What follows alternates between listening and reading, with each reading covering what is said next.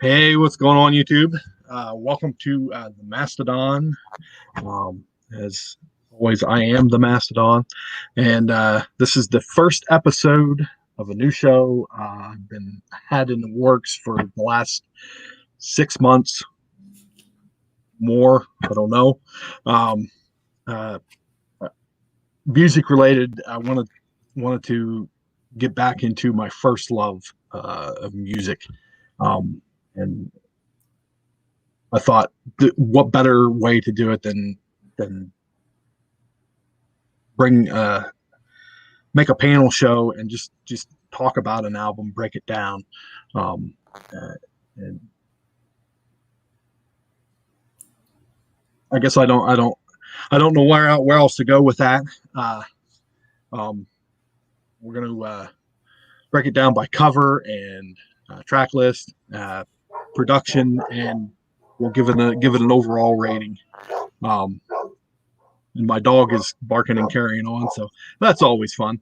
But without further ado, I'm going to bring on my co-host for this episode. I hope he sticks around for the duration of the show. We'll see what happens with the show. From the Sunshine State, he is one of the greats. I bring on Hialeah Comic Bro. What's up, Mastodon, dude? I don't know. I feel pressure now. Oh, no. Dude, thank you so much, man. Yeah, I would love to stick around. I love being on with you, man. Ever since we had you on Inquiring Minds, and I always cherish our time hanging out, dude. I look forward to it. So thank you so much. Thank you for asking me. Letting me pick the album for your first show. And I'm glad you got the fire lit. Yeah. For you to get this going, man. I'm very happy for you because I know it's a lot of fun, and I know you love music, bro. Oh my God, yes, absolutely. I mean, I went through a period when I was in college, mm-hmm. and being introduced by my one friend by all this crazy heavy metal. I mean, that was where it was at. My mind was focused on all the genres of heavy metal, death metal, black metal, you name it, punk. And I was just enthralled. Dude, your knowledge is crazy. I'm one of these guys that I love the music. I know the albums, but I sometimes don't even like one of my favorite bands is Radiohead. And I listen to them. I get into this Radiohead thing, but I barely know any of the names of the songs. I just know the songs. You know what I'm saying? And I freaking love them. And I know all the little nuances about them. Don't ask me who produced it. Don't ask me who did this on it. I know a few members of the band. But yeah, your knowledge is crazy. Wow. I've heard you go off, man, and it's like, dude, I don't know that kind of stuff. I just know what I like, but I don't go in so deep as you do, man. You're crazy. Right. It's just the tip of the iceberg, though. Yeah. I always used to say, if I don't know it, I can find it out for you. Oh, exactly. I'm the same way. My background in history, I guess I know how to research. I don't know. Yeah, I'm the same way. Yeah, I don't pretend to know everything, but dude, it's easier now than ever just to freaking look anything up and get the answer. So right. So that's me too. Me too as well. All right. Well, we are going to be talking about Van Halen's Fair Warning, and this is an album for me. It's not one I have listened to a whole lot, but I know for you, it's love it. It's top of the pops, man. It's my Van Halen album. We'll talk about it all. My feelings towards it, but it's like I brought up Radiohead, and Radiohead is kind of like a Pink Floyd, right? Right. You just put on the album and let it play, and it just flows, right? And that's kind of like Radiohead. For me, this is that kind of album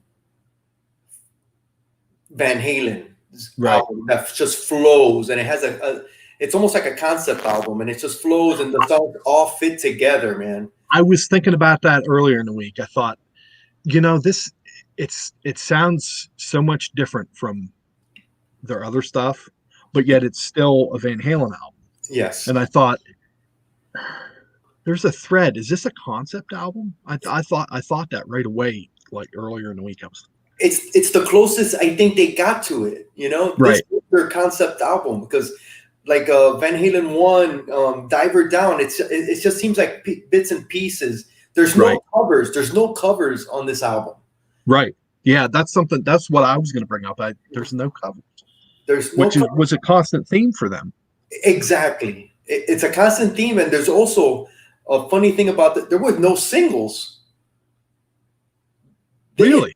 They didn't release a single from this. They had like 4 songs that charted, but they weren't released as singles. Right.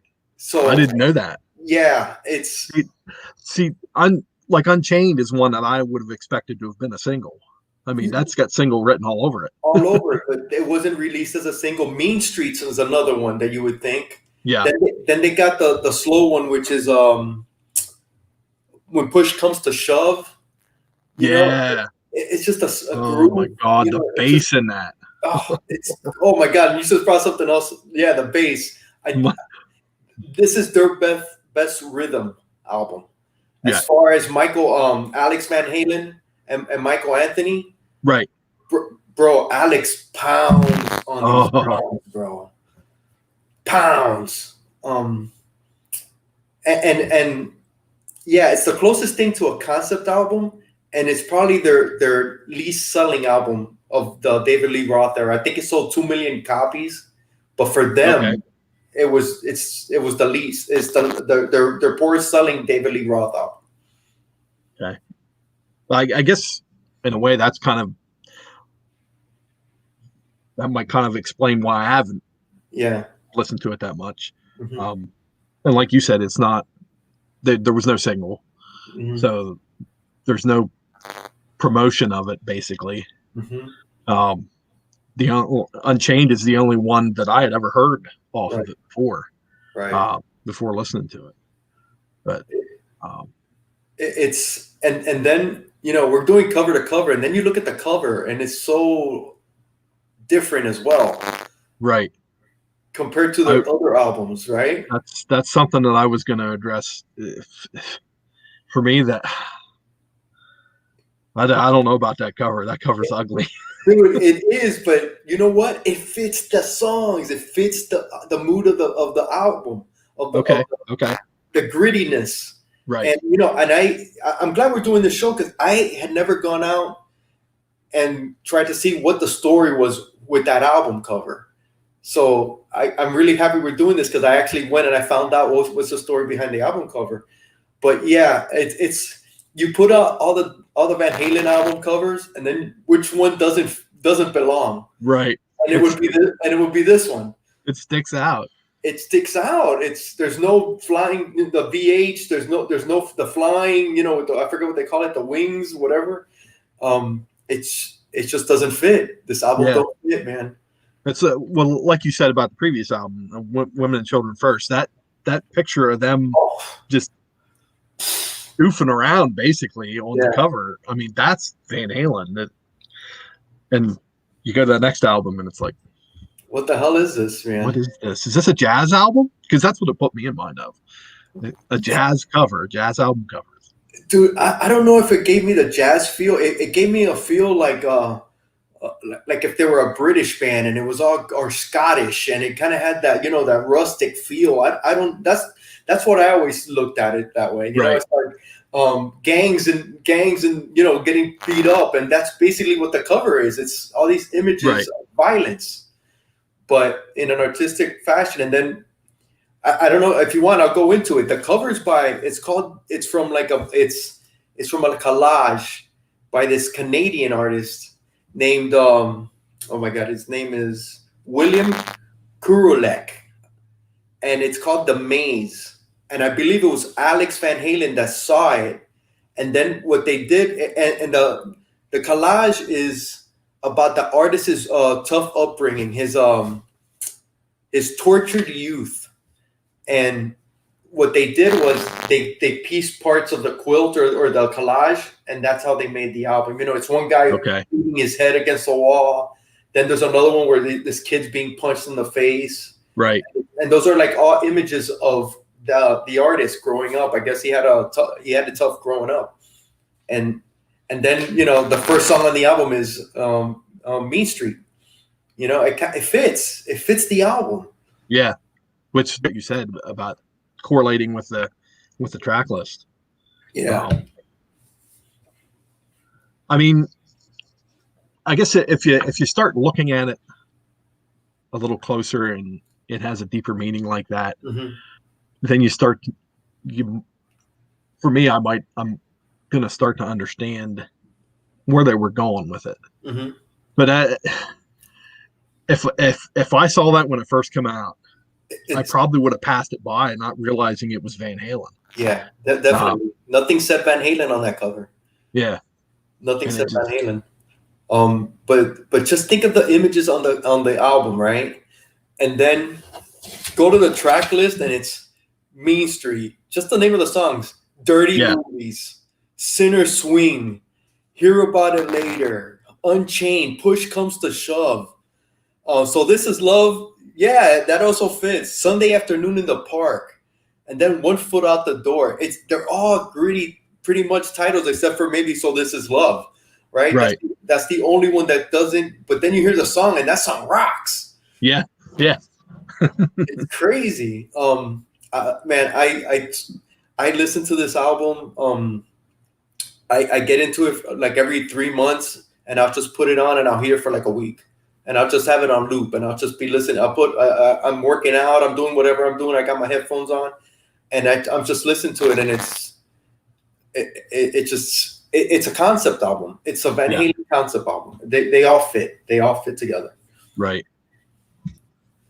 Yeah, I gave it another listen earlier, and just that the opening with Mean Streets. That's such a killer. That's such a killer song.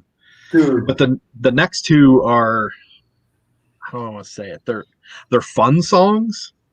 Yes. But for me, they're forgettable songs. But they fit. Yes, they do fit. They do fit. It's like the in a soundtrack. Yes. Where you have those couple of songs in during the segue. Yeah. And it's like, they play any music? Yeah, yeah, but they still they Mean Street goes into Dirty Pictures, and you start listening to the lyrics, and it's they're like it's a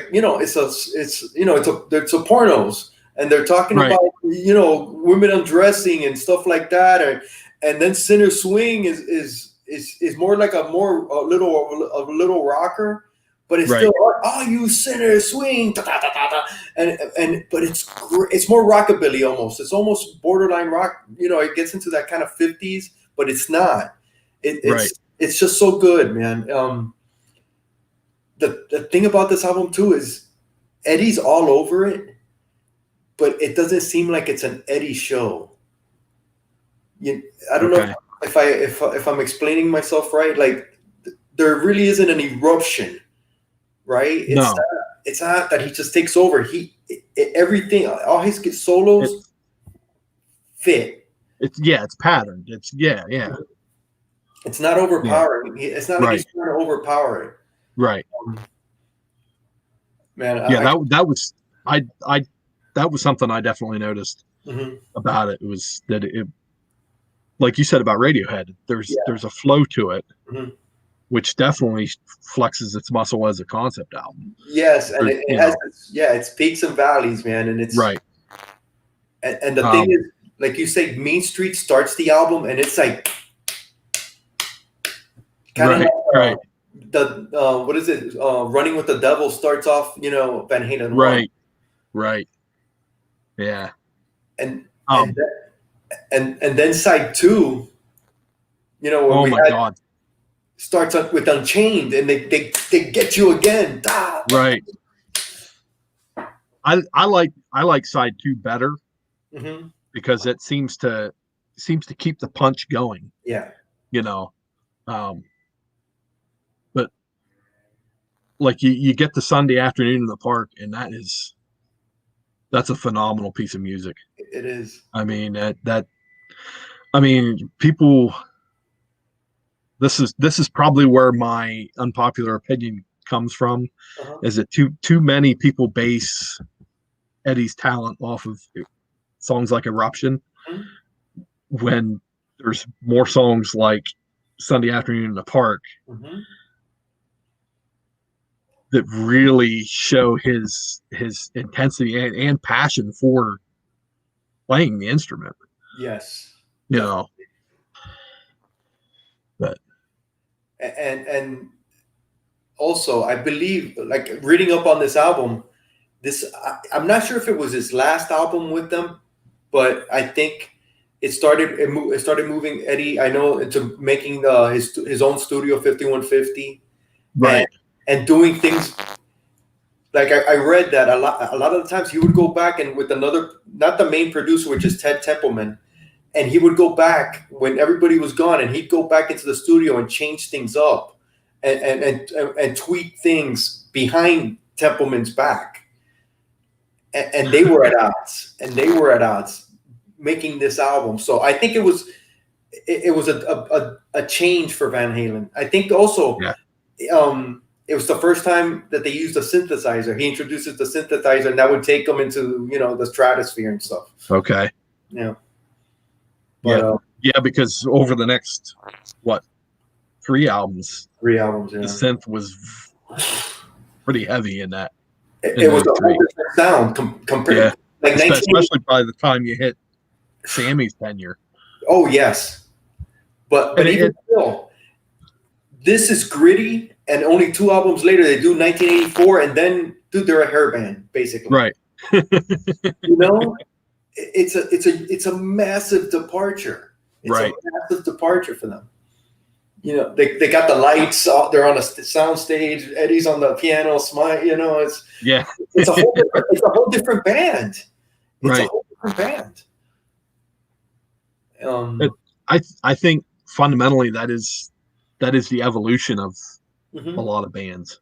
They Yeah. they start raw like Van Halen one. I Mhm. mean that what what a killer freshman album. Uh-huh. And Oh, they just follow it up with each one getting a little uh-huh. better. Yeah. Um, but I kind of agree with you. Fair Warning is completely underrated. It is. It's very underrated. And I think because of lack of promotion, to be honest. And it's strange that they didn't have that, right? Yeah, Considering they're at this time, they were one of the biggest bands. This was probably considered a failure for them. right. But looking into this album, like you were like when we did the tribute on my show, in I put this is my favorite album. I had it as my #1 album for them, and I didn't expect anybody else to have it at #1, maybe not even on their list, and I'm cool with it. But when I was looking at the chat, Pope Cerebus popped in, Yeah, and he put fair warning, fair warning, fair warning for his top 3 albums. And I was blown away by Pope saying that, because I get that feeling. I get that feeling that true. Not that I'm a true Van Halen fan. I'm not. They're not like my favorite band they're not close to my favorite band. But I like them a lot. But I love this album. Enjoy this album. And looking it up today, Billy Corben from the Smashing Pumpkins, he has this as his favorite Van Halen album, really. and he did a whole review on it. And I was like, oh my god, That makes sense. That makes sense. it does. He mentioned. I'm sorry. He mentioned that a lot of times people would ask him if he played guitar, and they would ask him, "You know how to play Eruption?" And he would never. He would be like, he wanted to play this, songs Yeah. up here. So Um, I was looking at the chart positions of it, mhm. and like you said about we were talking about the basically lack of production on it. According to Wikipedia, this was their highest chart so far. Really? Up until yeah, I guess it made it all the way to number 5. Yeah. Which is, that doesn't make any sense why it doesn't get talked about a lot. It doesn't. I If didn't know. it made it that far, now Exactly. it was surpassed by the next couple albums, but Of course. But the thing, I knew it made it to 5, but I never went back and looked at Van Halen 1, 2, or I didn't know where. I never went and looked and see where they charted. So that's interesting. I think Van Halen 1 was made it to 19, Wow. and then the next 2 were top 10 albums. Okay. But they were bigger sellers than this. Right. Although this one charted higher. Isn't it weird how that works? It doesn't make sense, right? It sometimes they sell more, Mm-hmm. but they don't get enough airplay. Yeah. Or they get more airplay and they, The thing about this one too, the videos for the videos were basically from a concert in Oakland that they had at the Oakland Coliseum, and there's just concert videos. It's Unchained, So This Is Love, and one more, and basically those were that's how I found out about this album, watching those concert videos. Okay. They didn't have any, Panama kind of, high production. It was just them in concert. Right. It was just them in concert. Well, I guess talked about the cover, talked about the track list, Mm-hmm. production. You can tell, at least from my standpoint, you can tell that the quality of production had improved Mm-hmm. by this album, and I guess that's standard. That goes without saying. It's standard for, it's album 4, so it should be. Mm-hmm. But I was impressed. That's one thing I was very impressed with, was how tight the production was on it. So maybe Eddie was seeing, like you said, maybe Eddie was seeing something that Templeman wasn't. And that's why he kept going in there behind his back and tweaking it. Because let's be fair, it's Eddie's band, Eddie and Alex's band. It's their music at the end of it. It is. Templeman, dude, he was a big producer at the time. Right. He was massive. Because I remember I would get I used to have him on albums, and I would look at the producer, Ted Templeman. It was like Ted Templeman. Ted Templeman was a producer. It was like, dude, who is that guy? It's who was the other guy? Who's the guy that was married to China Twain? Mutt Lange? Is it Mutt Lange? Mutt, yeah. I remember those were like the 2 producers I would always see. Yeah. Mutt Lange. We was with Def Leppard. Yep. I believe. And it was Mutt Lange and Ted Templeman with Van Halen. And yeah, man, it's probably Eddie's. Yeah, I guess this is around the time he made it his band, and he just took it over, or he was starting, to just, what, I'm taking it. It's me. And I see a more, I guess, with it being in the concept album vein, Mm-hmm. maybe he was trying to go for a more serious style. Like we did the fun stuff, the party albums. Let's actually get serious about making music. Yeah. So, I get that impression as well, but then the thing is, then in 1984 they come back with Panama and all that. Right. It's like, fuck it. It's I wonder if David had anything to do with that. Possible, I don't know. Yeah, I think that was when they were probably big time odds. They were because then that's when David went solo with Just a Gigolo, and that was, you could tell that was more his thing. Right. Right. Less serious probably, and then with Sammy, it was a more mature sound. Yeah. Yeah. You know, and I think that was more what Eddie Van Halen was going for. You know, they were getting older. He was married now. I think his son probably was born. So people just mature. And David, I think, has been a lifelong bachelor. I could be mistaken. I don't know that he's ever been married. Exactly. I've never heard. Right. Yeah. Mike, did you watch Sunday Morning this week by chance? They did a little thing on David Lee Roth.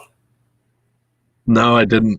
Bro, he supposedly, I don't know when the story aired on Sunday. He supposedly spent 2 years in Japan, and now what he's doing is like Japanese art, like, you know, the ink art, the fine ink. Oh yeah, and he's doing that, dude. That guy is he's a different kind of person, bro. He's definitely. You know what? You hear these horror stories about Eddie. You know, he was just a tyrant and this and that. But I don't know if I could have, how much you could put up with David Lee Roth on a daily basis, man. Because I think it must have taken some extreme patience on Eddie's part, and not just Eddie, and the other guys in the band too. Exactly, because that's kind of what made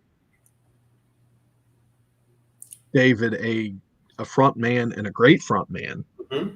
But at the same time, a lot of times your great front man, they behind the scenes, there's a lot of tension from that. Yeah, I don't blame either side. I'm not blaming either side. Not to veer off, but Aerosmith, that's another case right there. Huh? Steven Tyler's a great front man, but look at the problems that those guys had, especially 78 to 82. Yeah. So yeah, you know what? We can't really put ourselves in their position, because imagine all this fame, this popularity. Dude, it's got to give an effect. What's up, Gray Man? What's up, Gray? It's got to have an effect, man. That stardom, man. That rock god. Their ego's got to go through the freaking mud, through the roof. Yeah. And I think it was brought up on the Johnson show about David Lee Roth's ego. Mm-hmm. And the only other person I can think of that has as big an ego as him is Johnny Rotten. That's Yeah, we talked about it. That's the only other person I can. I mean,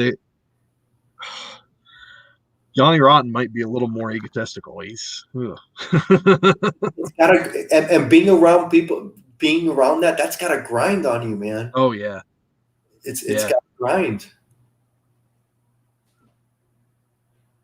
Cool, G-Ray. Yeah. That reminds me, I want to give a shout out to Unruly Simeon. He inadvertently or unknowingly provided the title for this show when we were talking about the Van Halen albums. His exact words were, "This album, cover to cover, is a great album." And I was thinking about that earlier in the week, and I went, "Thank you, Unruly. I appreciate that."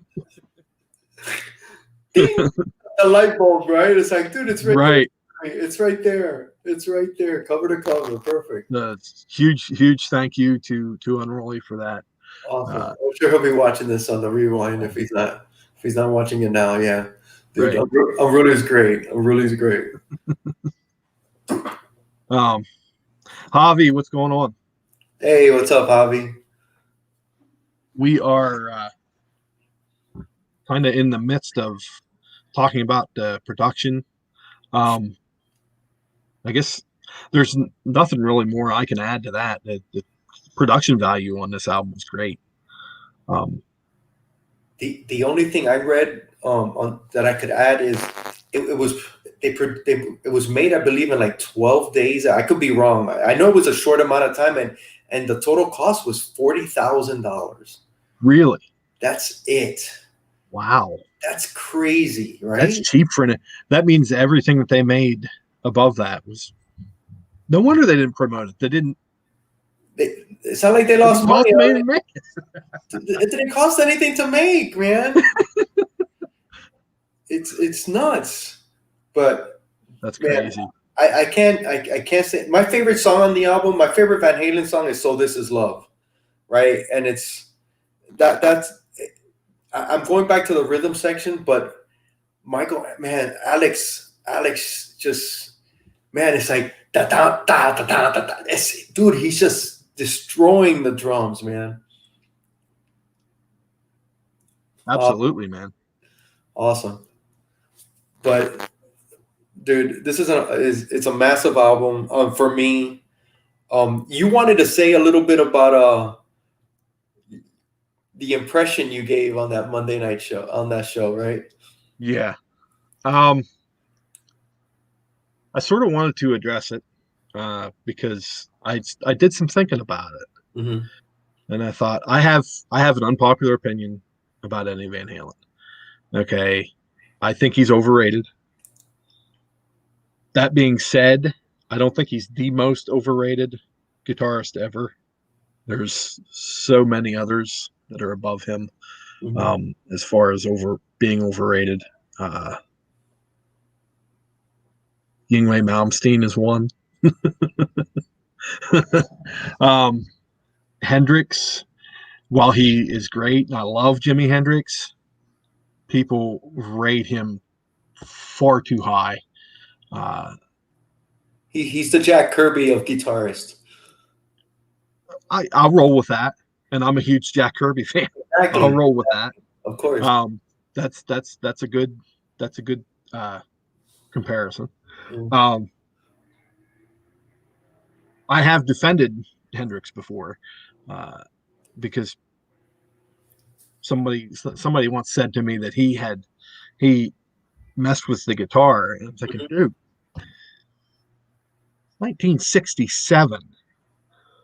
What kind of technology did they have in 1960s? Of course, he had to mess with the guitar. Yeah, no choice. The sounds that he wanted, and that proliferated into the equipment that we had. Similar case with Eddie. He didn't know how to read sheet music. Tablature. I mean, that's how I learned how to play. Was through tablature. I'm not a proficient player. I wasn't, and I didn't practice. So, but that being said, I respect everything that Eddie did. I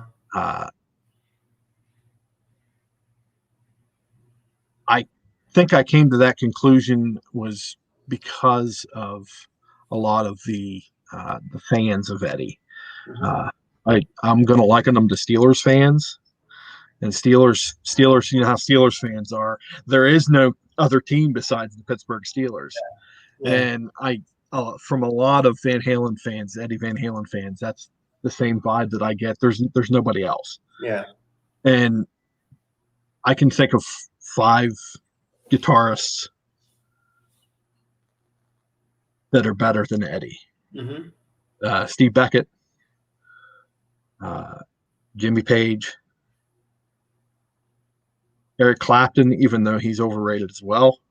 I mean, I always felt that too with Eric Clapton. I've never been the biggest fan of Eric Clapton's either. Right. Now I know Unruly had mentioned about not hearing anybody like Eddie before him, which comes to my next point. I realized my youth. I mean, I was the only person of the 4 of us on that show that wasn't around when he first came out. Yeah, it was an old panel. there's not a whole lot. Javi just said Jeff Beck. That's Yeah. another one. And I don't think Jeff Beck gets enough credit. I mean, just the style he played. Steve had mentioned Lindsey Buckingham. Jeff Beck played with his fingers too. So, but I forgot what I was talking about. I know. What was I saying? What were we talking about? We were talking about the guitarist. You mentioned I kind of messed you up. Clapton. When you mentioned Clapton, I messed you up. So I'm at a disadvantage in that fact that I have heard the last 40 years of music after Eddie. So there's a lot. I've been watered down basically. Right. It didn't have that advantage of being there before he came on the scene and listening to the other bands. I guess other guitarists that I would zero in on would be, as a comparison, would be Joe Perry. Joe Perry's kind of similar. Uli John Roth from the Scorpions. Okay. He's got kind of a similar style, similar playing. But that's my conclusions to. Now I don't dislike Eddie Van Halen. Let's just be clear on that. I just think he gets more adulation. He gets put on a pedestal more than he should. And he even said that there was an interview with Kurt Loder from MTV done years and years ago. And he said basically his exact words. He said, all this, you're just a great guitarist. And he said, that's great, but come on, man, I'm just a punk kid playing a guitar. Yeah. And the same thing could be said about a lot of other guitarists. Oh, exactly. Kirk Hammett, that's another overrated guitarist that I would put above Eddie on the overrated scale. Steve Vai. I'll be saying Steve Vai. Are you saying better or overrated? I think he's overrated. He ain't got shit on Ralph Macchio.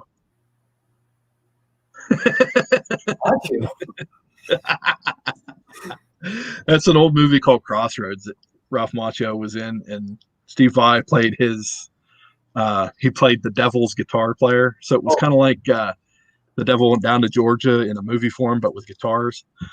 I never seen that one. I never even heard of that one. It's a low budget film. It sounds like it. It sounds like it. It had my wife's not up down here. It had the guy that played the psychiatrist on MASH. The psychiatrist on MASH. Sydney was his name, was the character name. But he that guy was in it. Alan Arbus. Okay, cool. He was in it, and he played Ralph Macchio's guitar teacher at Juilliard. Going back to what you said about what Unruly said about Eddie Van Halen, nobody sounding like him until he came out. I tend to agree, because after Eddie Van Halen came out, everybody sounded like Eddie Van Halen. Everybody was, man, God, everybody. Eruption was like everybody's go-to. It kind of got. It was like it almost got like you wanted to regurgitate. It was like, I don't want to hear this again, And it's like everybody wants to Eruption. But as far as the greatest guitarist, I think he's on the list, but he's absolutely guitarist. He definitely earned his position, but he did. But going back to why I love this album is the point I made before. He didn't overpower it just with his solo, and that's why I love this album, because he didn't overdo that. Like, one of my favorite guitarists, and he might not be the greatest and all that, but some of his solos just like is David Gilmour. From Pink Floyd. David Gilmour. And he didn't overkill, but when he threw in like a solo like in Comfortably Numb, it's like, oh my God. Right. It's like, I can't imagine anything else. It was just perfect. It was perfection, and that's how I feel about David Gilmour. He knew the right amount of playing that he needed to do, and not over. It wasn't about him. It was about the whole of the song, Right. and Right. that's what Eddie got right on this album, and that's what he got Right. right on this album. Yeah, I guess in the process of the show, Mm-hmm. and what we talked about as far as being more serious, I think that may have been the vibe that he was going for. Maybe I don't know if I'll have to do a little research now to see Yeah. if there was any interviews after this album with him, if he discussed this album in detail about what his process was and what he was doing as far as writing and stuff That's a for the great music. point. That's a great point. Going back to your unpopular view, did you see all the backlash that David Crosby got No, for what he said when Eddie passed? no, I didn't even know he said anything. He basically didn't say anything. What he did, he in reacting to his passing, he just what he answered on Twitter, something I think I asked him about it, was meh. It was like, and he got totally he got destroyed, and he had to make a statement, hey, I'm sorry, I just never really listened to him. I know he was a great talent, but he really wasn't my thing. I've never really heard him, but I do apologize, because he must have got bombarded, man. Yeah. I think even I think I could be mistaken here, but even his kids started attacking him, right? Oh, wow. How could you be so insensitive and just that's what you're gonna put out is meh? And you can look it up. It was just an insensitive comment. The guy just passed, and whether you like him or not, the guy was loved. It's better not to say anything. Don't say anything if or say, hey, rest in peace. I'm thinking about his family. That would have been perfect. Boom, boom, end the story. Right. But he put meh, and it's like shitting on him. To be honest with you, I'm not surprised. I'm not surprised either. From David Crosby. Yeah. I mean, he's completely different style. For sure. Yeah. I mean, that goes to the point that sometimes you got to think about what you put on there before you say it. But then again, David's how old, and he doesn't give a shit. Well, you know what? But when he came up with that other statement, I guess he did because people got on his ass. Yeah. Well, that's probably the only reason. That's the only reason. And maybe he didn't realize that simple reaction was gonna set off a firestorm. But come on, man. Yeah. It's the freaking Twitter age. What do you expect? Exactly. He should have just kept it to himself, man. Just not even, yeah. Just keep not even. So there are other you don't, like I told you, man. It's all good with me, man. But right. You know what I forgot? What we forgot to talk about that I thought about after that show. I was like, dude, Eddie Van Halen married Valerie Bertinelli. Yeah. Dude, she was like America's sweetheart. Oh my God, yeah. I was in love with, man. I would watch One Day at a Time just to see her.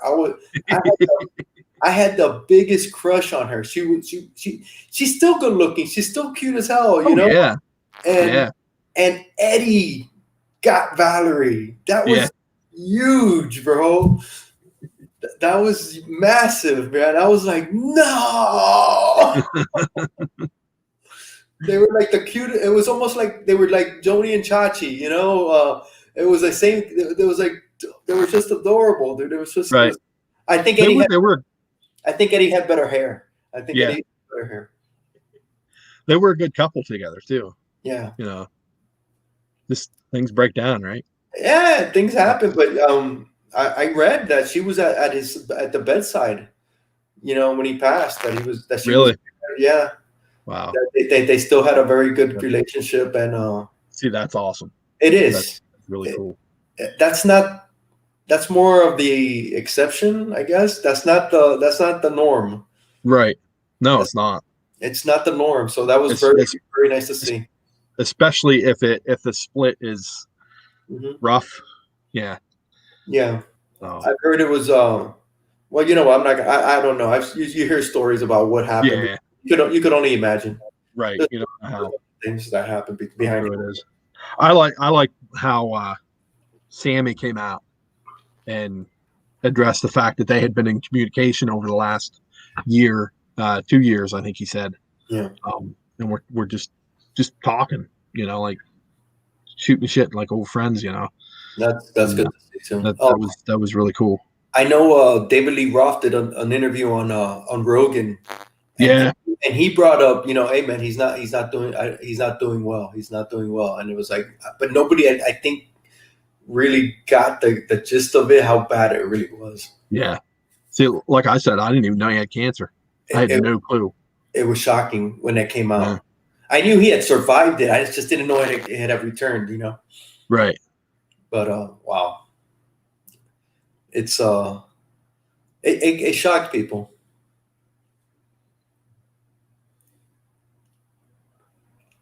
Oh shit! Look at how Bobby was a foot away from David Crosby.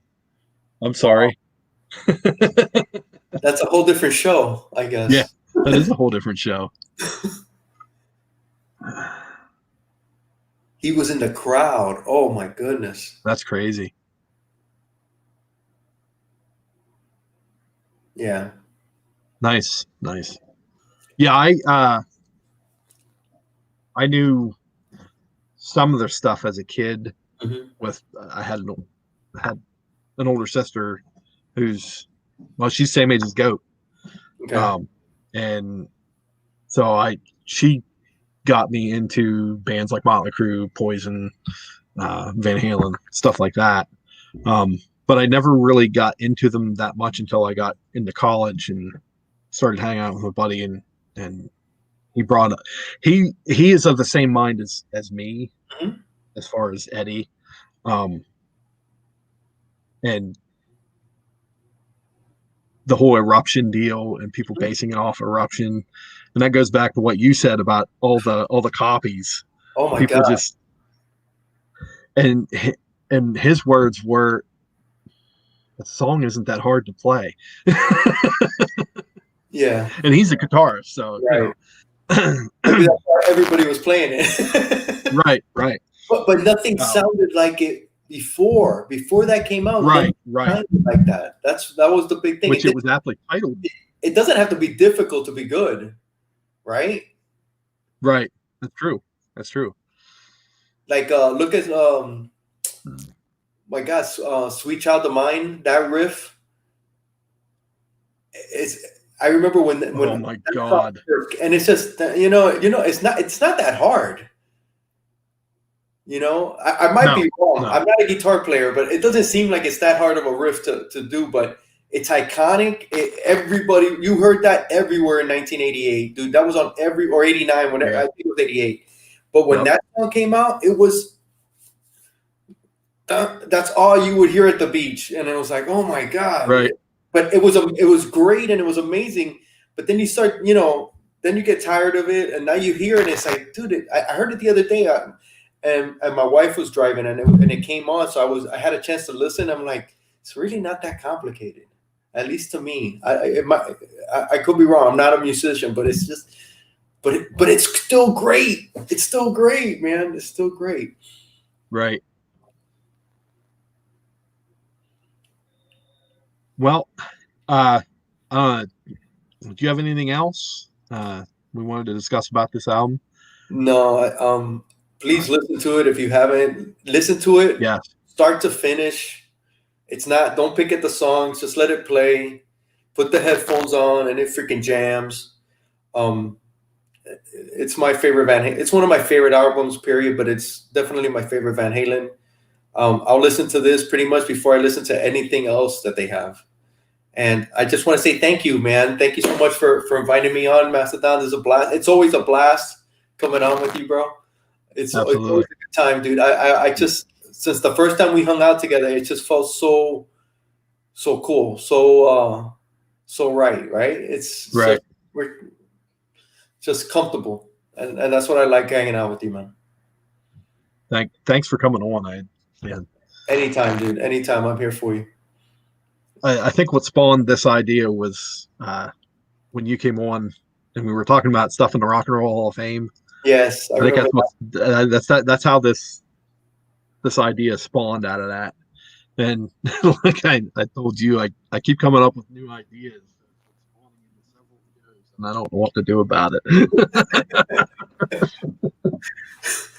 Dude, that's good. I'm glad you did that. I'm glad you finally did it because, that's why I'm doing, sports and music on my channel because, I love comics, but there's more to life than comics, man. We all have other passions, and music's a big one. Music's a big freaking passion. Yeah, and it's kind of something I wanted to do for quite a while. There was another channel that I thought about creating to separate it, and I thought, why do I want to? I don't have time for that. Dude, just do it here, and that's juggling too much.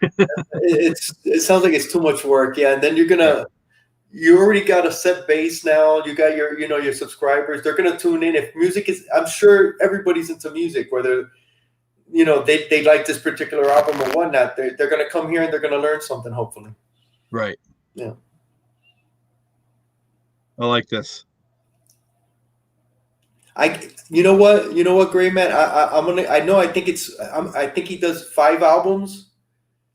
It's either 3 or 5. I can't remember. Yeah. But I'm gonna go to I gotta go to my storage. I'm gonna go through my CDs and I'm gonna get 5 and I'll hit you up, Gray Man. Yeah. I want to do that.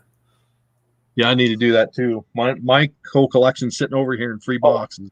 It's gonna be a lot easier for you, man. It's gonna be a lot easier for you. I got vinyl over there. I need to go through and pick some stuff out. I got stuff hanging on the wall over here. Folsom Prison. Full for a City. Nice. I love Foghat.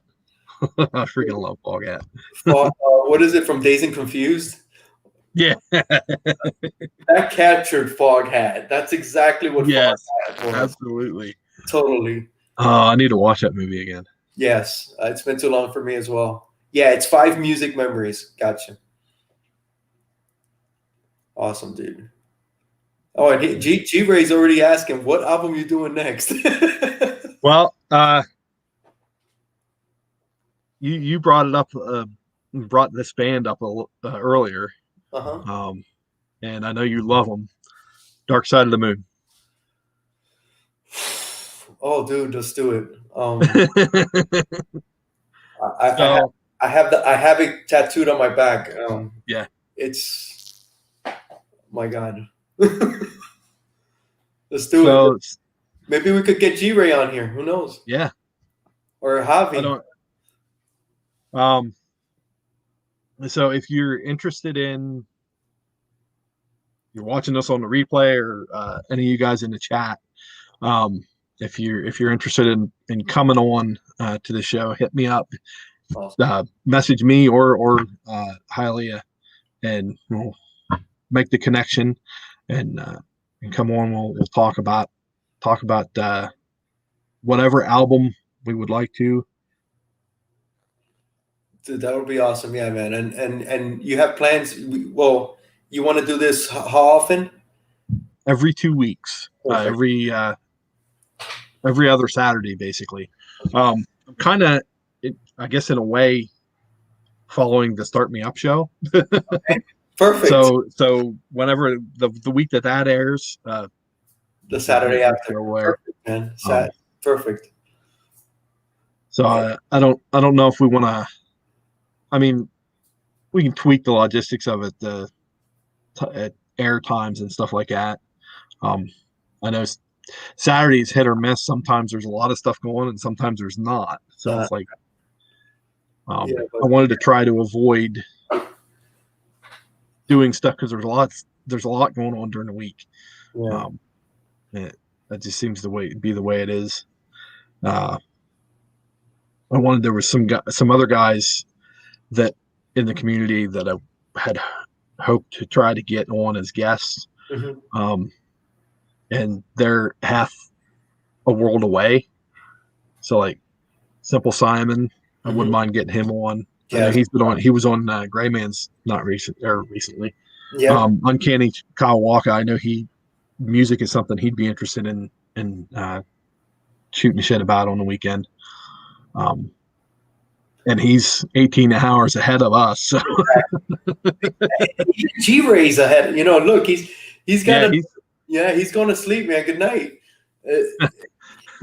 He's up there too, dude. I think it's like 1 o'clock over there right now or something like that. It might be later than that. Wow. But I'm in, dude.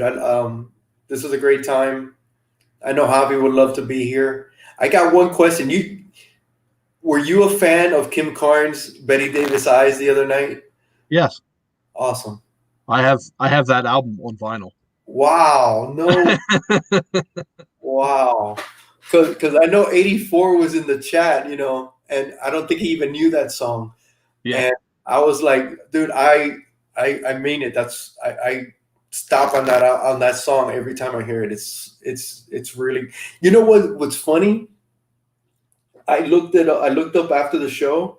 That was okay. I don't know how true this is. Okay.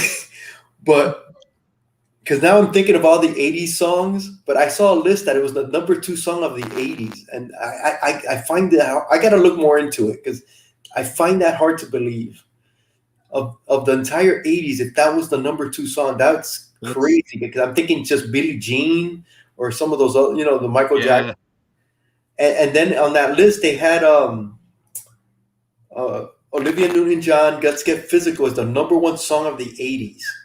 And I was like, that song was that song spent it was at number 1 for I think like 2 or 3 months. That song was massive. Are you in Canada for 12 weeks? Was number 2 hit of 1981 in Canada. It hit number 1 in 21 countries. Wow. That's crazy. Peaked at number 10 in the UK. Hit number 5 on the Billboard charts. That's crazy. That song was massive, dude. Yeah. I loved her raspy voice. Mm-hmm. I mean, it fits so well with her style. And I think that's what gets lost on a lot of people is they don't quite understand Kim's style. Right. It is what it is. It's I'm glad 81 won. And it worked with that song. I would have been disappointed. I was like, dude, how can that song not win?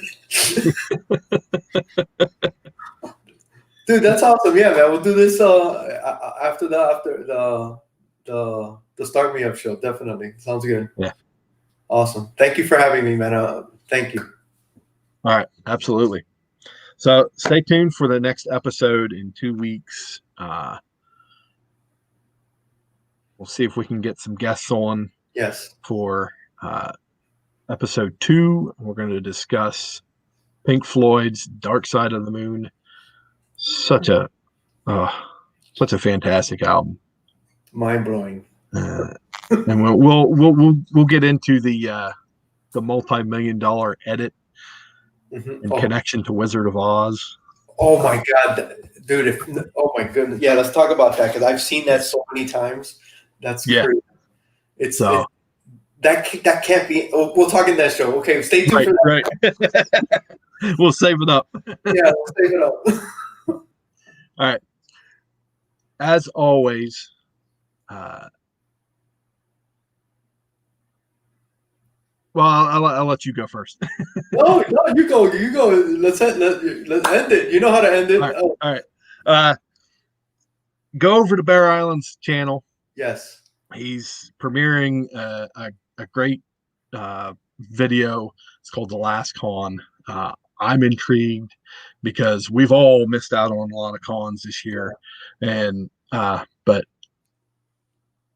go check out that video, that premiere on Bear Island's channel, and from Hialeah and me, keep collecting, keep reading, and keep sharing.